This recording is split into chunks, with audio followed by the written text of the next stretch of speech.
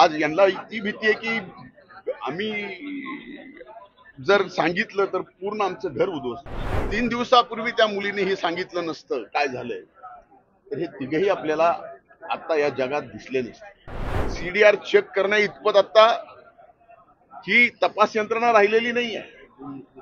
CDR plus आयपीडीआर check करावं लागतील तर खरा गुन्हेगार आणि ह्याच्या गुन्हेगाराचे वरदहस्त कोण हे लक्षात येईल. तेही कुणी की ज्या कोचिंगला ती आमची भगिनी मायमावली जात होती त्याच कोचिंगच्या मालकांनी आणि पार्टनरनी आणि या कोचिंगच्या मालकावर आणि पार्टनरवर ज्याचा राजकीय वरदहस्त आहे, जे लोक बीड विधानसभा मतदारसंघाचे आमदार आहेत हे ह्यांनी मिळून केल्यानं कारस्थान आहे.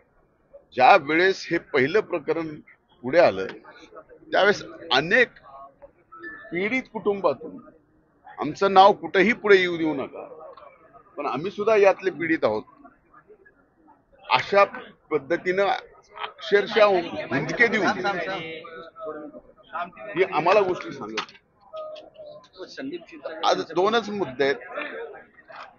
जे घर संदीप क्षीरसागर आज राहतात त्या घराचा मालक कोण आहे हे आपण शोधून काढावं. शेवटी आपण पण स्वतः जर्नलिस्ट आहात.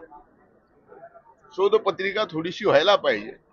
आपण बीडला मधल्या काळात बऱ्याच येऊन गेलात, बरेच दिवस थांबलात. माझी विनंती आहे की आपण ते सुद्धा काढा. आपणही आव्हान केलं पाहिजे या माध्यमातून की जर असे प्रकार पुन्हा या महाराष्ट्रात घडू नये तर कमीत कमी अशा पद्धतीने आपली पत्रकारिता गेली पाहिजे की त्या अन्याय झालेल्या मुलीला सुद्धा वाटलं पाहिजे की मी पुढे येऊन हे सगळं सांगावं. आज यांना इतकी भीती आहे की आम्ही जर सांगितलं तर पूर्ण आमचं घर उद्ध्वस्त. मी आज जबाबदारीपूर्वक सांगतो, ती जी मुलगी आहे जिच्यावर लैंगिक अत्याचार झाले तिच्या आई वडिलांनी ठरवलं की आता आपलं सगळं संपलं आपण आत्महत्या करावी. आणि हे मुलीने ज्यावेळेस ऐकलं त्यावेळेस ती मुलगी पोलीस स्टेशनला येऊन हे सगळं सांगितलं. आता 3 दिवसापूर्वी त्या मुलीने हे सांगितलं नसतं काय झालंय तर हे तिघेही आपल्याला आता या जगात दिसले नसते. पोलीस सुद्धा एक बाजू म्हणते की आम्ही अतिशय व्यवस्थितपणानं तपास करू.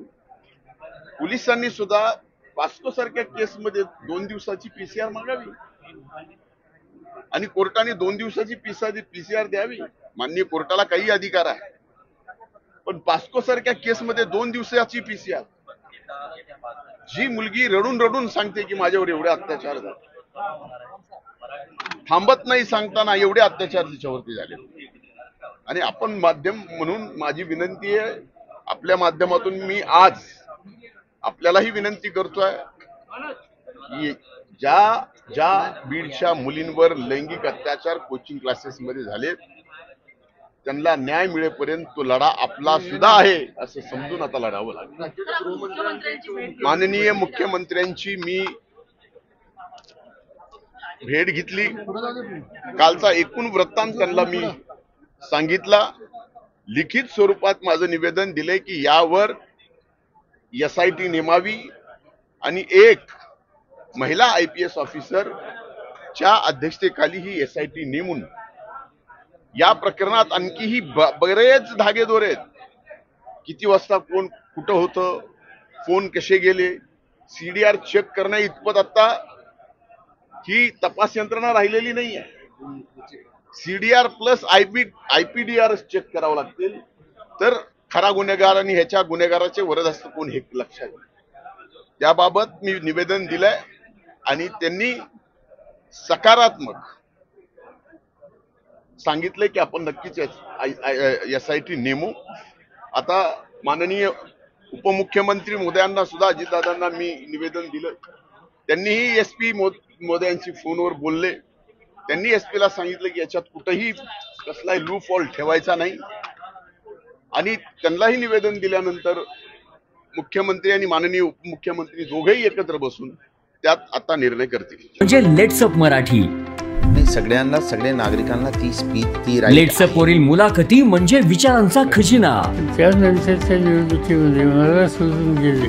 बातम्या केवळ वस्तुस्थिती सांगणाऱ्या, न प्रोपगंडा, फक्त जनतेचा अजेंडा. क्योंकि आने वाला कल जाने वाला है, जाने वाला कल आने वाला है. राजकारण, मनोरंजन असो की क्रीडा क्षेत्र, महाराष्ट्राची स्पंदने संवेदनशीलतेने टिपणारे माध्यम म्हणजे लेट्सअप मराठी.